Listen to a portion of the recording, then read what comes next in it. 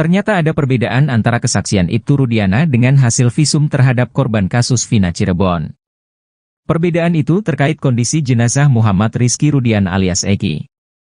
Terbaru, Kepala Divisi Humas Polri Irjen Sandi Nugroho mengungkap hasil visum Vina dan Eki, Kamis, 20 Juni 2024. Sandi menuturkan, Vina dan Eki mengalami luka yang cukup parah, di mana leher hingga rahangnya patah. Selain itu, ia juga menyebut terdapat luka akibat senjata tajam di jasad Vina dan Eki. Di samping itu, Sandi juga menyatakan hasil pemeriksaan terhadap Ibtu Rudiana tidak bersalah. Hal itu berdasarkan pemeriksaan yang dilakukan oleh Propam dan Irwasum Polri. Majelis Hakim mengungkap kondisi putranya pada 27 Agustus 2016 lalu. Setelah mendapat kabar bahwa Eki kecelakaan, Ibtu Rudiana langsung mengecek ke Rumah Sakit Gunung Jati. Ibtu Rudiana mengatakan bahwa kondisi kepala Eki saat itu alami luka parah dan gigi bagian depannya habis. Melihat kondisi itu, Ibtu Rudiana pun menilai ada yang janggal.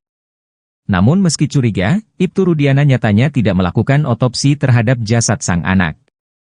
Rupanya soal kesaksian Ibtu Rudiana itu, hasilnya berbeda dengan pemeriksaan dokter di RS Gunung Jati. Perbedaan itu tampak pada kondisi gigi Eki saat ditemukan di flyover Talun. Adalah Dr. Rahma Tiaranita yang pada malam itu bertugas memeriksa jenazah Eki di kamar jenazah. Pada pernyataannya di persidangan, Dr. Rahma menjelaskan bahwa kondisi gigi geligi pada jasad Eki berjumlah gigi 31. Namun Dr. Rahma Tiaranita tidak menjelaskan kalau gigi bagian depan Eki habis. Keterangan dari Rahma itu sama dengan hasil visum yang dilakukan dokter forensi saat melakukan ekshumasi terhadap jenazah Eki. Kapolri Jenderal Listio Sigit Prabowo mengakui kecolongan dengan kasus pembunuhan Vina dan Eki yang belum tuntas. Ia mengatakan seharusnya kasus itu diselesaikan dengan mengedepankan penyelidikan berbasis scientific crime investigation. Namun, kenyataannya, polisi tak memakai model itu karena sejak awal bukti-bukti terkait kasus tersebut minim. Sejauh ini, bukti yang ada hanya berdasarkan keterangan para saksi. Pada kasus pembunuhan Vina dan Eki, pembuktian awal tidak didukung dengan scientific crime investigation, kata Listio lewat amanatnya yang dibacakan Wakapolri Komjen Agus Andrianto di hadapan wisudawan STIK PT IKA, Kamis, 20 Juni 2024. Pembuktian awal kasus yang tak mengedepankan scientific crime investigation itu menimbulkan persepsi negatif di masyarakat. Terdakwa mengaku diintimidasi, korban salah tangkap, dan penghapusan 2 DPO yang dianggap tidak profesional, ucapnya. Kemudian, Listio mengingatkan para penyidik untuk mengedepankan hal tersebut saat menangani suatu perkara.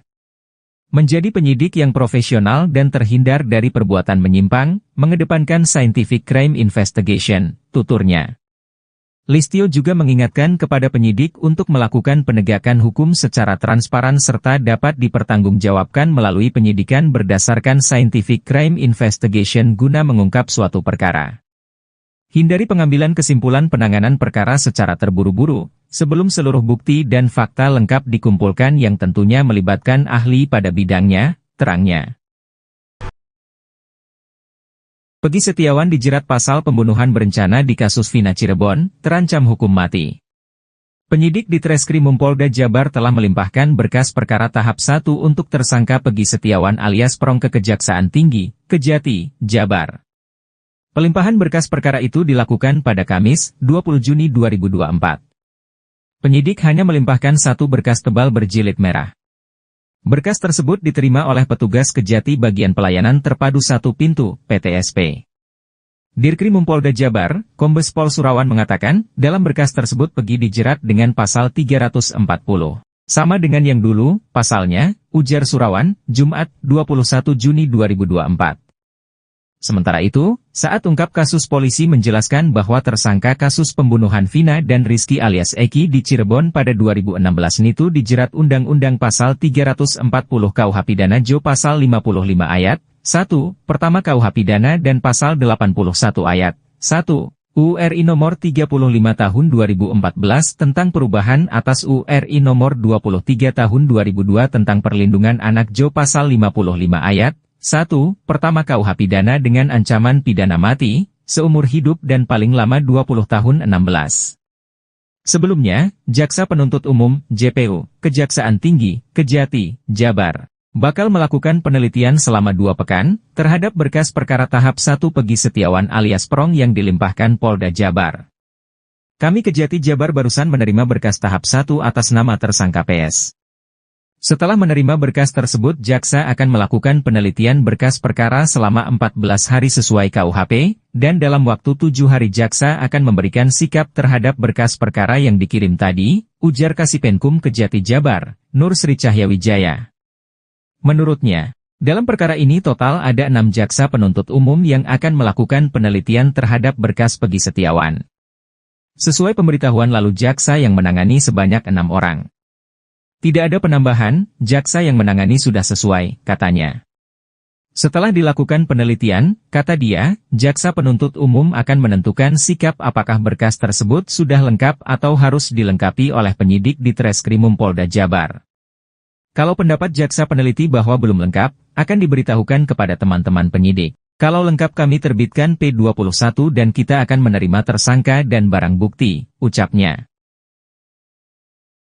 Berkas perkara tahap 1 untuk tersangka Pegi Setiawan alias Perong, telah dilimpahkan penyidik di Treskrimum Polda Jabar ke Kejaksaan Tinggi, Kejati, Jabar. Pelimpahan dilakukan pada Kamis 21 Juni 2024. Penyidik hanya melimpahkan 1 berkas tebal berjilid merah. Berkas tersebut diterima oleh petugas Kejati Bagian Pelayanan Terpadu 1 Pintu, PTSP. Dirkrimum Polda Jabar, Kombes Pol Surawan mengatakan, dalam berkas tersebut Pegi dijerat dengan pasal 340. Sementara itu, saat ungkap kasus polisi menjelaskan bahwa tersangka kasus pembunuhan Vina dan Rizky alias Eki di Cirebon pada 2016 itu dijerat Undang-Undang Pasal 340 KUH Pidana Jo Pasal 55 Ayat 1, Pertama KUH Pidana dan Pasal 81 Ayat 1. URI Nomor 35 Tahun 2014 tentang perubahan atas URI Nomor 23 Tahun 2002 tentang perlindungan anak Jo Pasal 55 Ayat 1, Pertama KUH Pidana dengan ancaman pidana mati, seumur hidup dan paling lama 20 tahun 16. Sebelumnya, Jaksa Penuntut Umum, JPU, Kejaksaan Tinggi, Kejati, Jabar, bakal melakukan penelitian selama 2 pekan, terhadap berkas perkara tahap 1 Pegi Setiawan alias Perong yang dilimpahkan Polda Jabar. Menurutnya, dalam perkara ini total ada 6 jaksa penuntut umum yang akan melakukan penelitian terhadap berkas Pegi Setiawan.